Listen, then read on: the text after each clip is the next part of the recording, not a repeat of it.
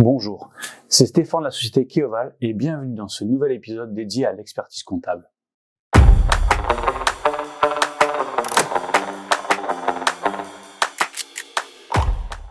Créer une entreprise ne commence pas par un bilan, mais par une idée. Une idée parfois brillante, parfois floue, toujours fragile. Et c'est à ce moment précis que vous, expert comptable, devenez un guide essentiel.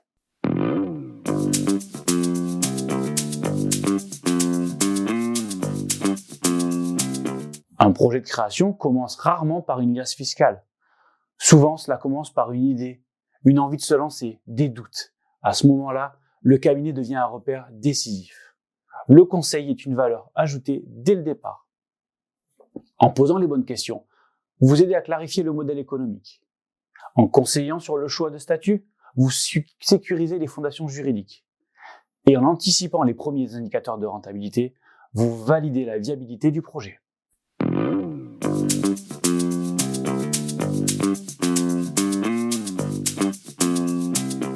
Voici le processus pour structurer l'accompagnement à la création.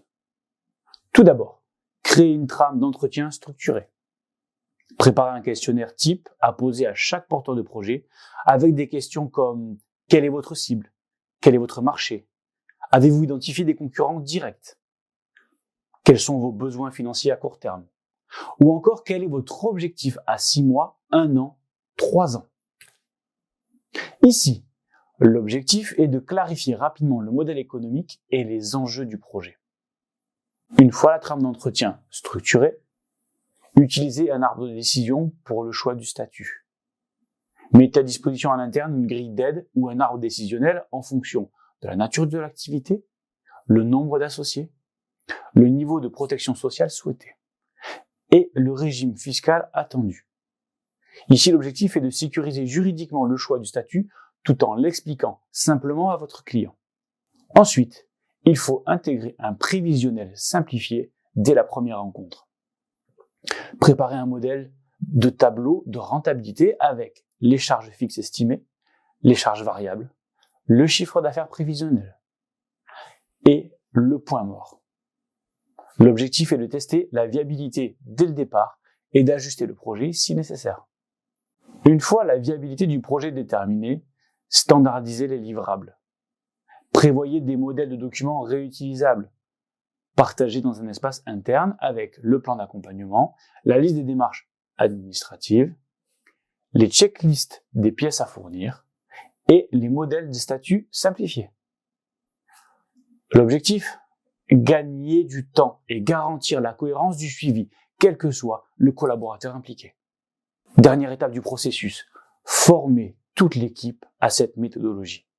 Organisez des sessions internes de formation courtes, 1 heure ou en e-learning.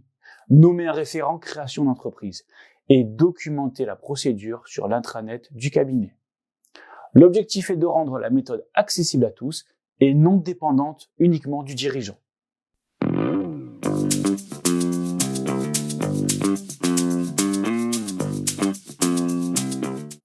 Et le financement à la création d'entreprise dans tout ça. De nombreuses solutions de financement coexistent et peuvent même se cumuler. Voici un panorama des principales options à envisager. Donc la première option, les apports personnels, les fonds propres. Ils constituent souvent la première source de financement. Ils peuvent prendre plusieurs formes comme l'apport en numéraire, somme d'argent injectée directement par le ou les fondateurs.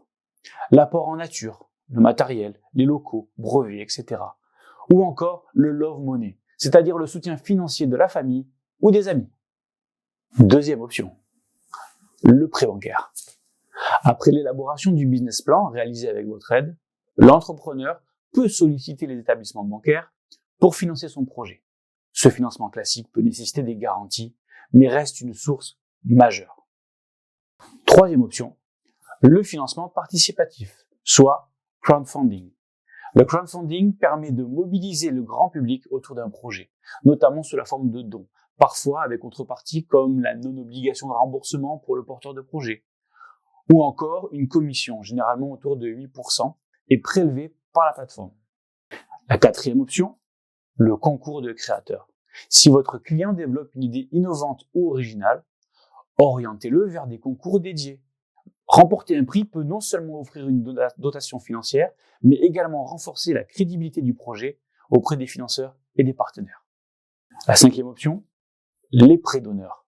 Accordés sans intérêt ni garantie, ils constituent un véritable levier pour obtenir d'autres financements, tels que France Active de 3 000 à 50 000 euros pour des projets à impact social, Initiative France de 2 000 à 45 000 euros, et Réseau Entreprendre jusqu'à 50 000 euros pour la création ou la reprise d'entreprise. Il existe bien d'autres solutions encore. En fonction du profil du porteur de projet, d'autres alternatives peuvent être explorées. Les business angels, il s'agit d'investisseurs privés qui soutiennent financièrement et stratégiquement les startups. Les fonds d'amorçage, pour des projets à fort potentiel de croissance. Les cigales, il s'agit de clubs d'investisseurs solidaires. Ou encore le microcrédit, pour les entrepreneurs exclus du financement bancaire classique. En résumé, il n'existe pas une seule bonne solution, mais un panel d'options à adapter au profil et aux ambitions de chaque entrepreneur. Votre expertise est précieuse pour l'orienter vers le bon mix de financement.